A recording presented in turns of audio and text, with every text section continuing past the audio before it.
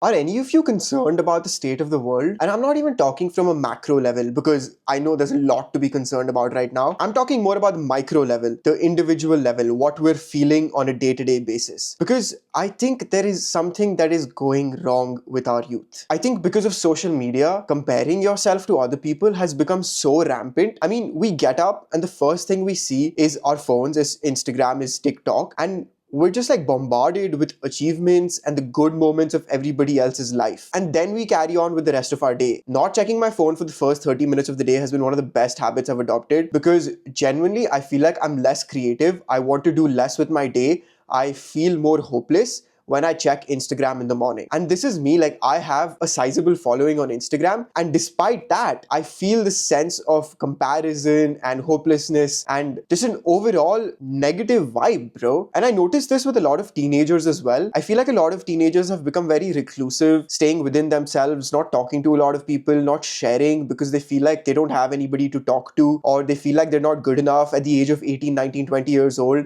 They think that they have to be earning $1 million, or they need to have an insane following, or they need to have the most amazing body. But that is all completely unrealistic and something we've gotten so used to, but we forget that that is not real life. People only choose to show what they want to show on social media, and they usually choose to show the good and great moments of their life. And then we compare our boring day with their highest of highest moments, and it messes with our head. I think there was this book my friend was recommending to me, The Anxious Generation. I haven't read it, but based on what I understand from the title of the book is that, well, we're just more anxious.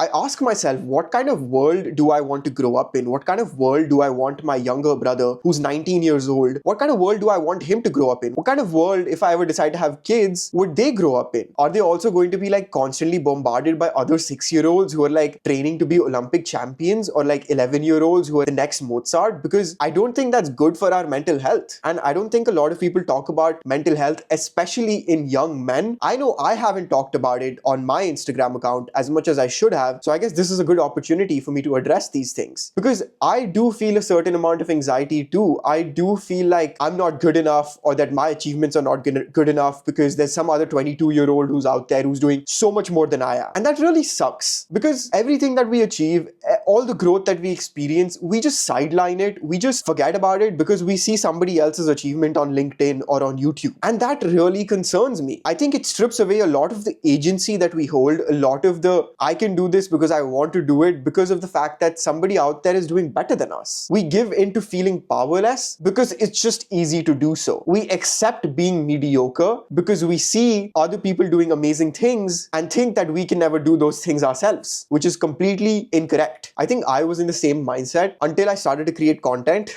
which is a bit ironic, because I just felt lesser and I felt like people were cooler than me and more charming than me, even though that was just not true. So yeah, this concerns me. I don't want our generation to go down a path of constant comparison and feeling like we're not good enough, because we're the ones who are going to be leaders of tomorrow. We're the ones who are going to be shaping policy and world events in the years to come, and we need to be strong and we need to hold our ground and know who we are. I think the solution is less time on social media, more time spent outside or with loved ones, or doing things that we enjoy and that help us grow. The solution also is less capitalism, but I don't know how to solve for that. Oh, and I don't even want to get into the red pill, toxic masculinity, Andrew Tate bullshit that's been going on for a while now, because I know it's permeated a lot of young men's brains. This alpha toxic mindset that these men preach is not doing anybody any good. The boys and men of our generation should be taught to be kind, empathetic, caring, loving, loyal, and encouraged to accept their masculine and feminine sides. Because in my opinion, men who are not comfortable with the fact that they have feminine characteristics and that it's okay and normal to have that are the ones who fall into this alpha toxic male mindset. They're afraid to open up in front of their friends. I mean, I think about the conversations that I have with my male friends, and most of them are so surface level. Like, we just talk about sports, video games, school, and that's it. Like, we don't really ask